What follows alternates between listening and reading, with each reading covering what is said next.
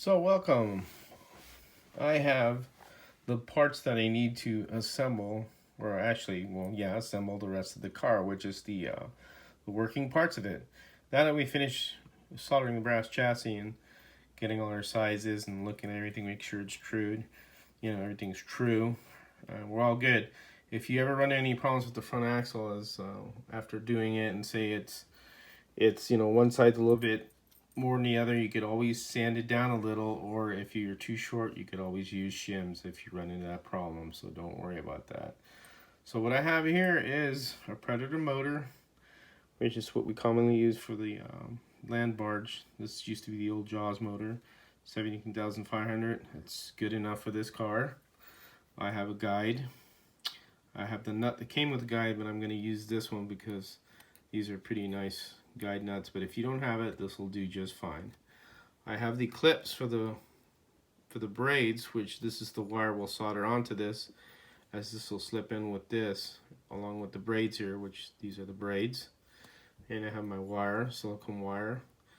I have my gear here, my crown gear. This is a 27 crown gear. This is 64 pitch, I believe, because we're using 3/32 axle.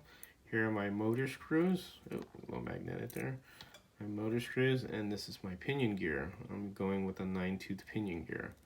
I usually go with 10, but I'm going to go with 9 on this one. So this is a 9-tooth brass pinion gear.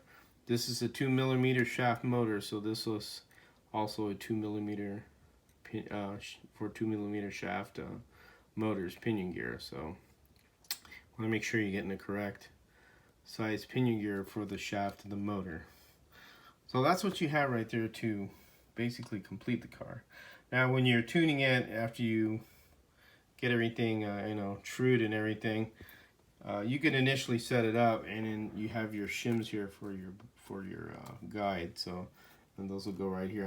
I usually use this thick one first, and then I start adjusting it. If I need to add, then I'll add. Usually I have to add. If I have to take away, then I'll get a bunch and kind of maybe go 3/4 of the side or half and see where it sits. When you got these all, you could get this set up right now just with these tires, just to do a trial run on your track. But I recommend truing them. Once you get them trued, you'll be able to really adjust it better. And you want the front tires to barely be touching, is what the whole purpose of this. They shouldn't be too high up or riding all the time. You should be barely touching, so it's kind of like just skimming the surface of the track. And of course your rear wheels will always have contact with the track. So this is pretty much everything right here. I'll show you what I start to do with as I put this together. Now I have to paint these rims, so painting these rims will take some time. I usually clean them up with soapy water and then use an alcohol wipe, and then put them on my on some old axles, and tape the wheel on the inner part and behind it, and I'll paint it with some spray paint, rattle can paint from Rust-Oleum. They really make some real good paint, and I like it, and that's what I've been using. You could use an airbrush if you want. That's up to you. You could use water based paint. That's up to you. That's how you want to paint it. But from here on out, this is basically the assembly of the workings of the car. So I will do another video on that one after I get the wheels painted. And when I get the wheels painted, I will show you what I do to prepare the tires. Now I have a different way of how I true tires. I have a Huddy tire truer, and what I usually do is, once I got them on there and the tires glued everything to the rim, they usually I let them set for 24 hours so the glue will set. I'll put it on my Huddy and do an initial cut.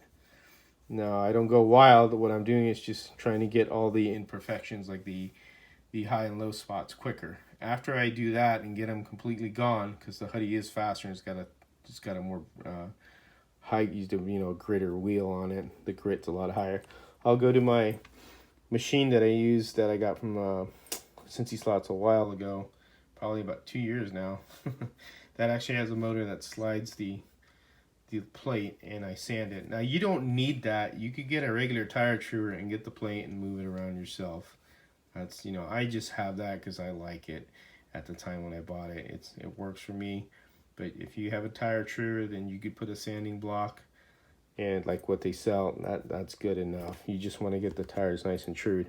Once you get them trued, you actually put everything on, and then that's when you start kind of running the car around. And you could run it without the body.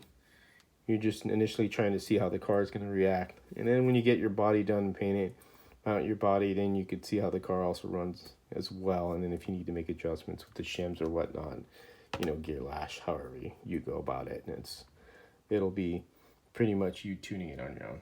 So again, remember that I'll have to cut. I ain't going to show that. The next video I'll have it already cut. So we could start the process of putting everything together.